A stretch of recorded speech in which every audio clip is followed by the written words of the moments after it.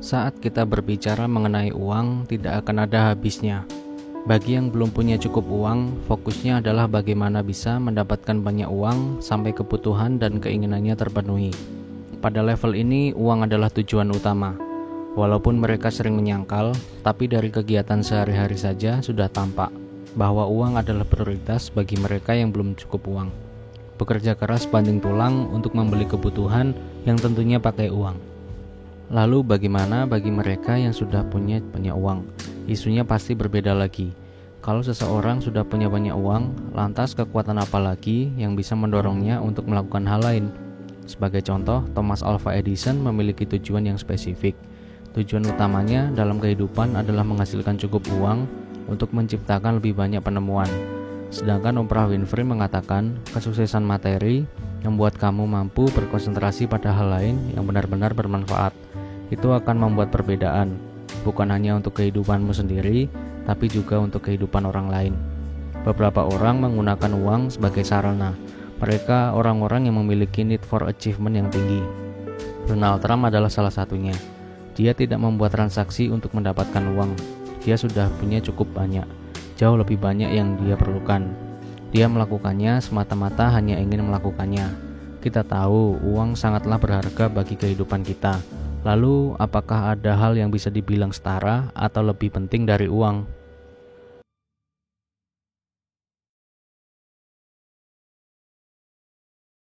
Menurut Roger Hamilton, kekayaan bukanlah soal berapa banyak uang yang kamu miliki. Kekayaan adalah apa yang masih ada pada dirimu saat kamu kehilangan seluruh uangmu. Jadi, apa yang tersisa kalau kita tidak punya uang sama sekali? Otak kita, cara berpikir kita, kemampuan kita untuk beradaptasi. Suatu ketika Donald Trump pernah hampir bangkrut. Situasi yang sama pernah juga dialami oleh Sandiaga Uno. Tapi kedua orang itu kemudian bangkit dan mendapatkan nilai kekayaan yang lebih tinggi dari sebelumnya.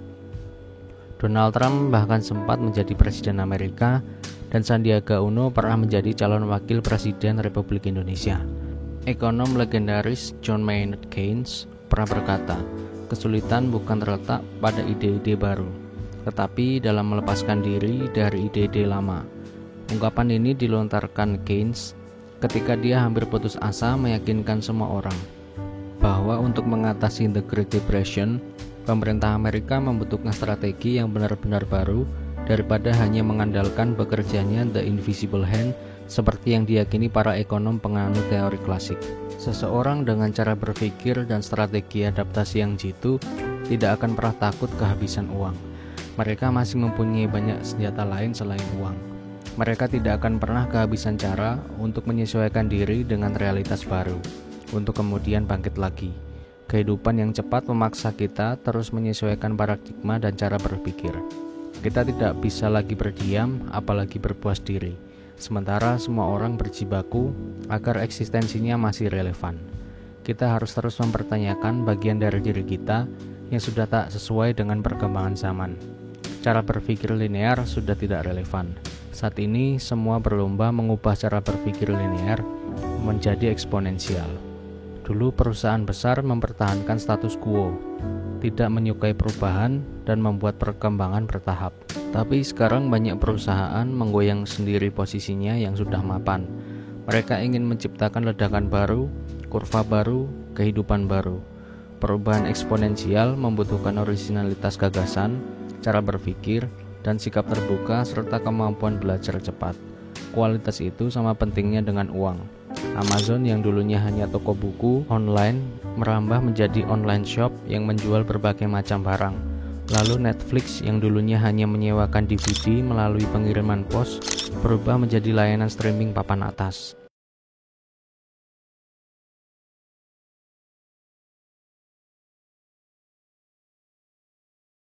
Kalau kamu melakukan sesuatu secara konsisten dengan hasil yang semakin baik, maka orang akan mempercayaimu untuk pekerjaan tersebut.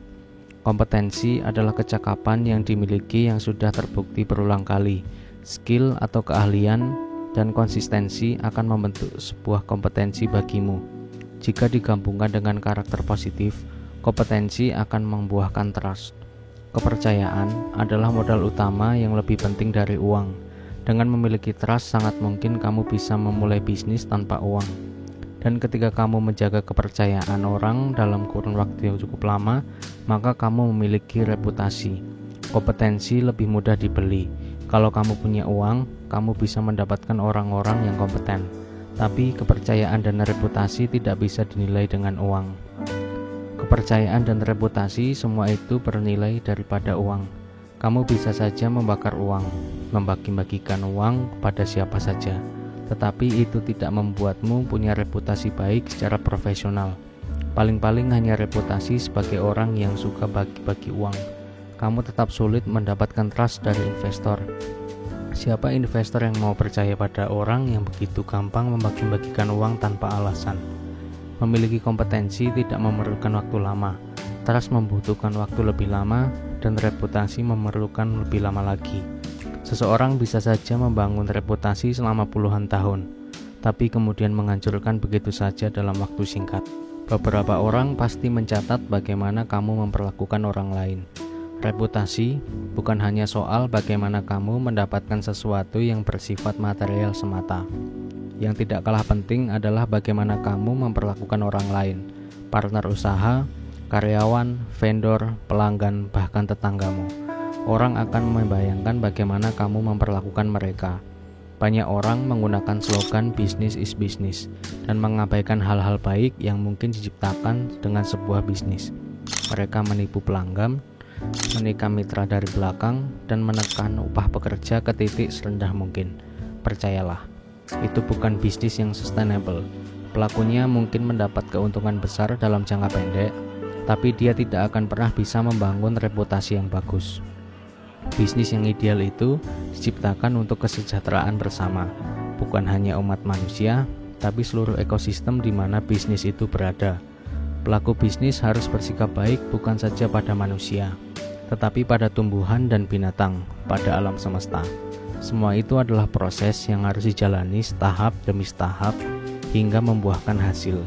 Seekor sapi tidak akan pernah memberikan susu begitu saja. Kita harus memerahnya setetes demi setetes. Untuk bisa memerah seekor sapi, kita harus memperlakukan sapi-sapi itu dengan baik. Sapi itu harus mempercayai kita bahwa kita tidak menyakiti mereka. Kepercayaan yang kita miliki tergantung dari apa yang biasa kita lakukan terhadap sapi peliharaan kita. Kalau kita mengurus sapi itu dengan baik, maka mereka akan memberikan susunya. Begitulah gambaran umumnya.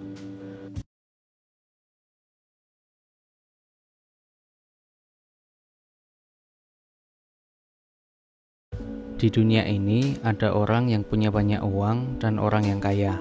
Seseorang yang beruntung bisa saja memiliki banyak uang.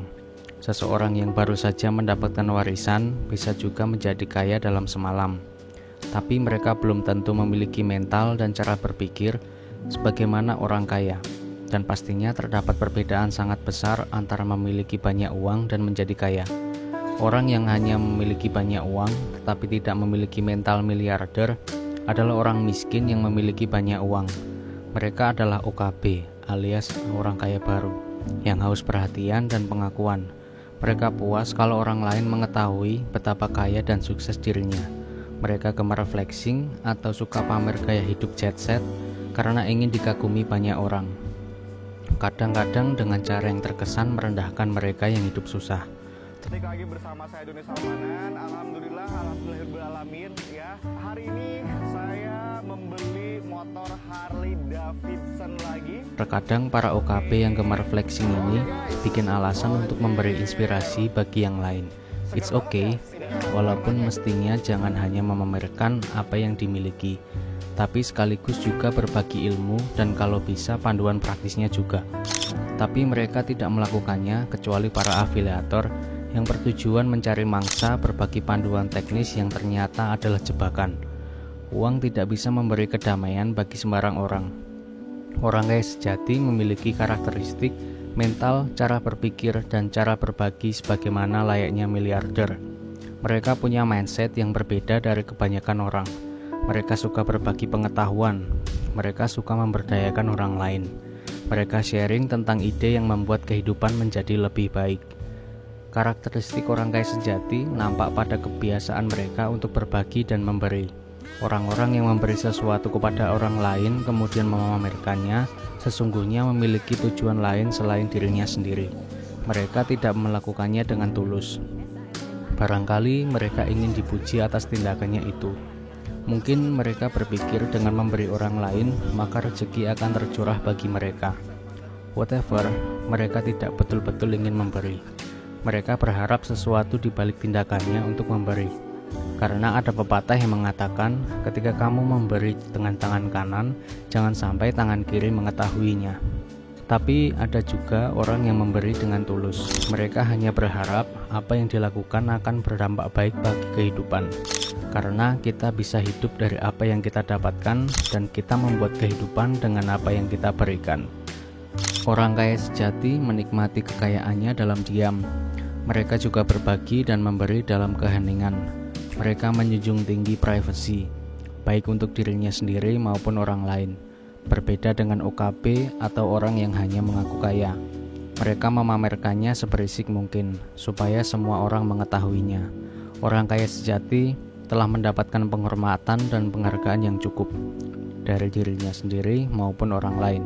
Sedangkan orang yang berpura-pura kaya sering memamerkan kekayaannya karena ingin dihormati dan dihargai.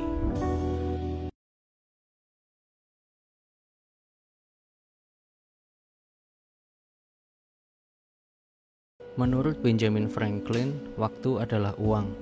Faktanya, waktu lebih penting daripada uang. Kamu akan menyadarinya kelak.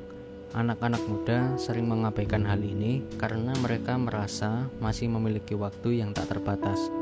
Mereka mungkin tidak tahu kalau Warren Buffett sudah mampu membeli saham pertamanya pada usia 11 tahun, yaitu 3 lembar saham preferred stock dari City Service dengan harga $34,38 per lembar. Dia kemudian menjualnya dengan keuntungan $5 per lembar. Mungkin beberapa orang perlu mendengar kata Michael Lebow, hamburkan uangmu, maka kamu akan kehilangan uang. Buanglah waktumu, maka kamu akan kehilangan sebagian hidupmu dengan sia-sia. Lalu berapa sih nilai uang dari waktu? Jawabannya adalah tergantung kegiatan yang kamu lakukan. Barangkali waktumu seharga beberapa puluh ribu per jam, kalau kamu gunakan untuk bekerja dengan upah minimum. Kalau kamu konsultan dengan bayaran ribuan dolar per jam, maka sebesar itulah nilai uang dari waktumu. Waktu adalah pencapaian. Semua orang diberi waktu yang sama, yaitu 24 jam dalam sehari. Tetapi pencapaiannya berbeda-beda setiap orang. Bahkan Henry Ford, pendiri perusahaan mobil Ford, pernah berkata, sebagian besar orang maju lebih cepat pada saat orang lain menyia-nyiakan waktu. Ketika kita tidak memiliki uang atau kekayaan fisik, waktu adalah cara investasi terbaik.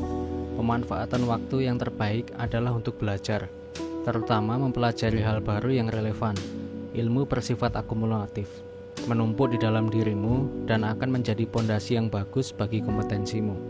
Otak akan selalu berkembang saat kamu mempelajari hal baru, apalagi memiliki nilai jika kamu mengimplementasikannya dalam kehidupan sehari-hari. Dengan menukar waktumu untuk mempelajari hal baru, mungkin akan menambah nilai dari dalam dirimu, bahkan akan menambah nilai uang terhadap waktumu.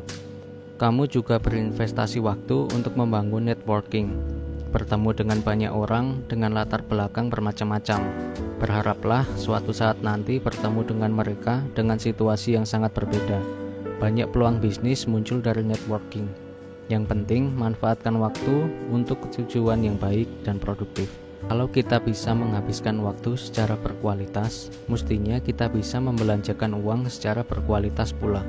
Membeli buku, mengikuti seminar, bertemu dengan orang yang bisa membantumu dalam bisnis dan lain-lain. Waktu bagi orang-orang kaya adalah semacam privilege.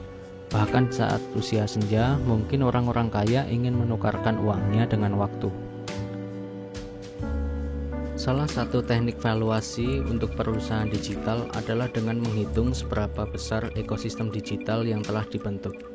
Oleh sebab itu, tidak berlebihan juga dikatakan bahwa jaringan adalah aset yang bernilai lebih dari uang. Mac Whitman, yang mampu menghubungkan pembeli dan penjual lebih baik daripada yang dilakukan orang lain di seluruh dunia dengan menggunakan eBay.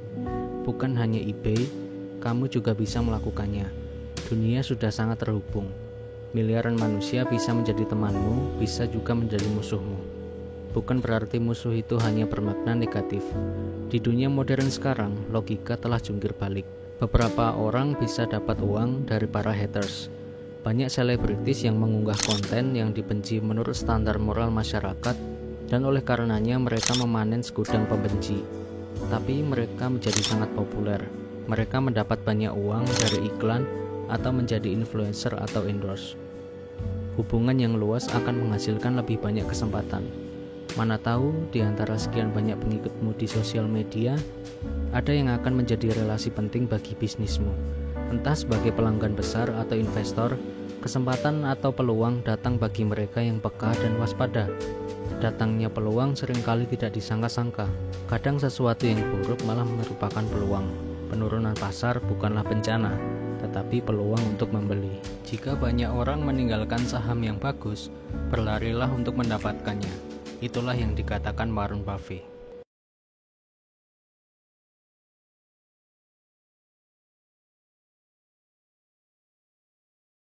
Untuk bertahan dalam dunia yang makin absurd ini, kecerdasan saja tidak cukup. Ada jutaan orang cerdas di luar sana. Jutaan orang di seluruh dunia menyelesaikan studi dengan nilai sangat bagus. Mereka lulus ujian dengan nilai sempurna. Mereka mampu menjelaskan berbagai fenomena dengan landasan teori dan penjelasan empirik yang begitu baik. Tapi tidak semua orang bisa mengubah kecerdasannya dengan uang. Ketika sudah terlalu banyak orang cerdas, maka menjadi orang bodoh adalah unik dan itu bisa menghasilkan uang. Tentu saja bukan bodoh yang sembarang bodoh, tapi bodoh yang disukai, likable, bodoh yang inspiratif, yang mampu menggerakkan atau memberi nilai bagi kehidupan orang lain. Dalam dunia yang kian absurd, sosok antagonis seringkali justru lebih disukai. Barangkali kita bosan dengan sosok protagonis, pahlawan tanpa celah, bermoral teladan yang tidak terkalahkan. Itu sama sekali tidak manusiawi. Kita malah lebih menyukai sosok seperti Joker, barangkali karena pengalaman kita sebagai manusia lebih relate dengan Joker ketimbang Rambo. Jadi alih-alih membuat dirimu semata-mata cerdas dan juara, berusahalah menjadi sosok yang relevan dan signifikan. Unik saja tidak cukup, intinya adalah distingsi. Buat dirimu menonjol, buat dirimu signifikan, bukan hanya berbeda.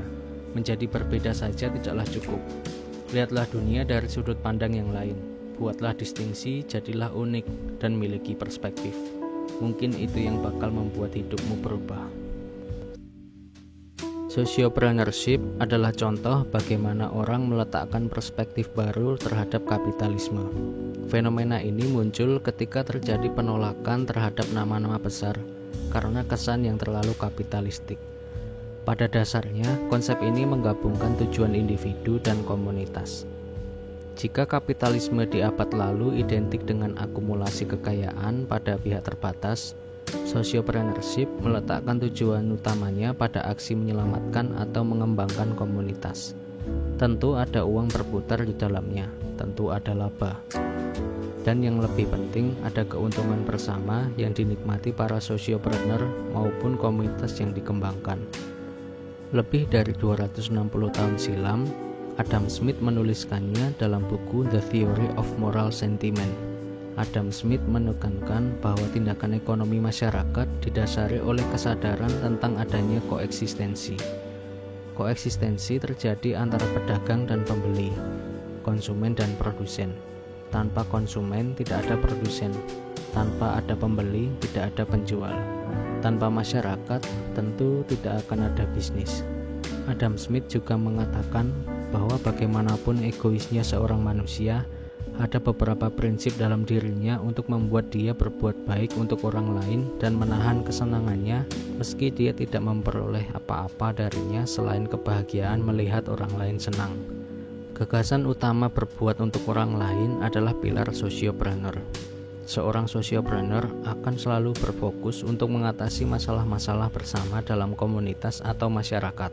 Mereka tidak memikirkan keuntungan individual karena itu pasti akan datang seiring kebaikan-kebaikan yang tercipta untuk komunitas atau masyarakat. Banyak sekali ide yang dikerjakan dalam koridor sociopreneurship.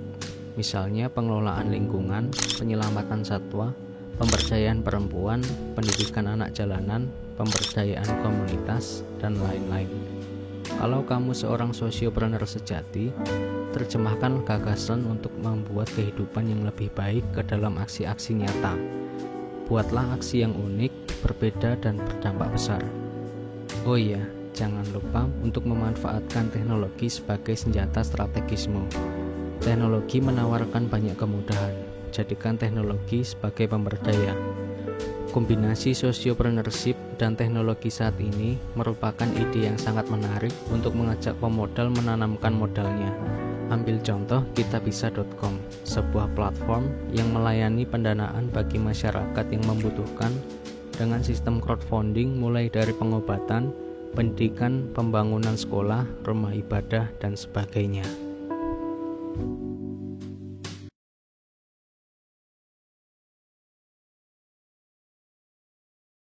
Penting untuk menjaga kesehatan diri, sebagaimana kita menjaga kesehatan keuangan. Ada yang bilang bahwa kesehatan adalah aset kita yang terpenting. Ungkapan itu benar. Kesehatan yang buruk bakal membebani keuangan yang sehat. Biaya perawatan kesehatan semakin mahal dari tahun ke tahun, walaupun sudah dilindungi asuransi. Tetap saja banyak uang yang harus dikeluarkan pada saat kita menderita sakit. Kesehatan seperti halnya keuangan juga sering dianggap enteng oleh kebanyakan orang. Mereka menunda-nunda berolahraga dan general check up, sama halnya mereka menunda-nunda menabung. Semua itu akan berakibat fatal di kelak kemudian hari. Penyakit kronis secara fisik dan finansial bukan hanya fisik. Kesehatan mental juga perlu kita jaga, apalagi zaman ketika media sosial begitu buas dan para netizen berusaha mengaburkan kewarasan kita. Tubuh kita memerlukan asupan makanan bergizi, pikiran kita juga memerlukan informasi yang bermanfaat. Kita perlu menghindari junk food, sebagaimana kita menghindari diri dari aneka hoax yang menghina akal sehat. Membina keharmonisan relasi sosial adalah salah satu cara menjaga kewarasan. Selain dalam keluarga, perlu juga kita memiliki keasikan individual yang sehat, misalnya membaca, melukis, bersosialisasi, atau sejumlah hobi lain yang bisa memberi sejumlah manfaat. Kaum super kaya biasanya memiliki kredo bagaimana mereka membangun kekayaannya. Salah satunya adalah Richard Branson. Pebisnis eksentrik ini menekankan perlunya bersenang-senang saat mencari uang. Dia tidak pernah berbisnis untuk mencari uang, tetapi jika dengan bersenang-senang, maka uang akan datang. Having fun bukanlah berfoya-foya, tetapi menganggap pekerjaan sebagai hobi yang dilakukan dengan antusias dan rasa senang. Mereka yang membangun kekayaannya di jalur passion pasti mengerti apa yang dimaksud oleh Branson. Jangan keliru memaknai passion. Banyak orang salah memaknainya. Seperti juga banyak orang sulit membedakan antara rasa suka dan cinta. Kalau kamu masih kebingungan mencari jalur karir yang pas atau memilih bidang bisnis yang sesuai dengan dirimu, artinya kamu belum menemukan passion. Banyak anak muda begitu bersemangat melakukan sesuatu dan berkata, inilah passion saya. Pada saat terbentur masalah, muda itu berubah pikiran dan berkata, ternyata ini bukan passion saya.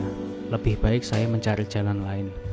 Passion bukanlah rasa senang yang hanya muncul ketika segala sesuatu serba mudah. Kalau kamu pernah melakukan sesuatu dengan rasa cinta yang besar, dan rasa cinta itu semakin besar pada saat kamu terbentur kesulitan dan kamu bisa menikmati masa-masa sulit, itulah passion. Tidak ada yang lebih menyenangkan dibandingkan mendapat banyak uang dari sesuatu yang menjadi passion kita. Ya, begitulah apa yang lebih berharga atau setara dengan uang. Banyak yang menganggap bahwa uang adalah segalanya, tapi mengorbankan makna dari kehidupan yang lebih berharga. Waktu tidak akan pernah berjalan mundur, dan kebanyakan orang menyesal karena menyia-nyiakan waktu. Banyak orang yang mengorbankan kesehatan untuk mendapatkan apa yang tak pernah habis itu. Tidak banyak orang yang memiliki cara berpikir bagaimana menjadi signifikan dalam dunia yang makin absurd ini, dan semakin banyak orang yang tidak mengerti bagaimana passion bisa membangun kekayaan. Inti dalam pembelajaran ini adalah apa yang berharga untuk masa depanmu dapat kamu pelajari sepanjang hidup. Manusia akan selalu belajar hingga akhir hayatnya. Dan belajar bukan berarti kamu harus mempelajari dalam buku. Pengalaman orang lain adalah pelajaran yang berharga. Peka terhadap orang lain, bangun empati yang lebih besar, dan sadari bahwa kita hidup di dunia tidak sendiri. Saat kamu memiliki beragam privilege dari uangmu yang banyak, di saat itulah kamu bisa membantu orang lain dalam banyak hal.